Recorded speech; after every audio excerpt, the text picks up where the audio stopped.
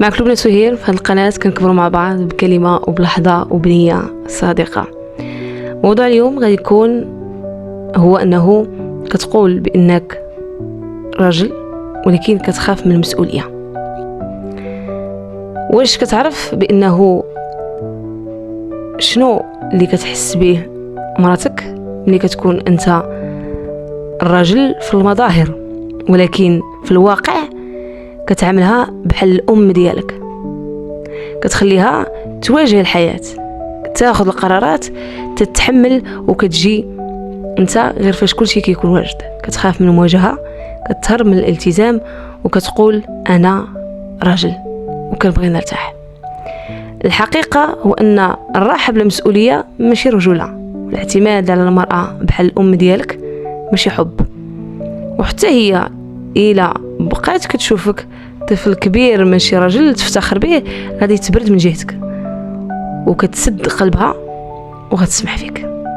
وخا الكلام قاصح، أنا هنا ماشي باش نحكم عليك، أنا جيت نفيقك، نعاونك ترد الهيبة لنفسك وتولي رجل حقيقي بالحب، بالمسؤولية، بالقيادة. الرجل اللي كيهرب من المسؤولية غالبا ماشي واعي انه كيتصرف بأنانية مقنعة وكيبغي يرتاح وكيبغيش يصدع راسو، ولكن كينسى انه الراحة ديالو كتجي على حساب استنزاف مراتو. السبب الاول هو انك كبرتي في دار كانت الام كتقوم بكل شيء ما هو مأكول مشروب ومخدوم. العقل ديالك تبرمج على ان المرأة كتساوي الخدمة زائد الحب بلا شروط، والعقل ما بدلش هذه البرمجة ملي تزوجتي. السبب الثاني هو انك كتهرب من المسؤولية لانك خايف تفشل، وهذا الخوف كيخليك دير راسك ما شغلكش، ولكن في الحقيقة هذا التهرب هو اكبر فشل.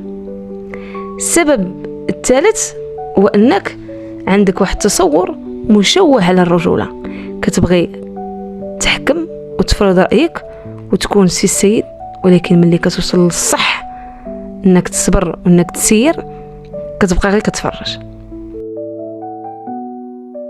نجيو اخي وصديقي للحلول.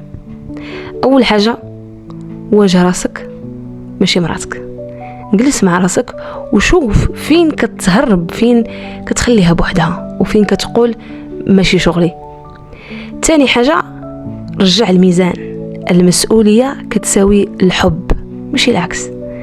الرجل الحقيقي كيتحمل، كيقرر، كيحمي، وهذه كتزيد المرأة حبا وثقة فيك.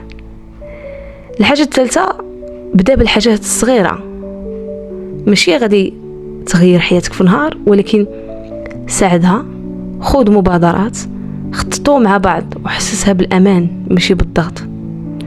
الحاجة رقم 4 هو أنك طلب منها تعاونك ماشي تسامحك. قل لها بغيت نتبدل ولكن عاونيني نفهم، وخذ وقتك، ولكن خليك صادق ثابت راجل. إذا وصلتي لهنا فهنيئا ليك، راك خديتي أول خطوة في طريق الرجولة الواعية. ولا باغي تزيد تبني علاقة صحية فرجع للفيديو السابق اللي كيهضر على الحميمية ماتت شكون قتلها، راه فيه كلام ما بين السطور غادي يكمل لك الصورة. وصلنا لآخر الفيديو، تهلا لي في راسك إلى فيديو جديد إن شاء الله.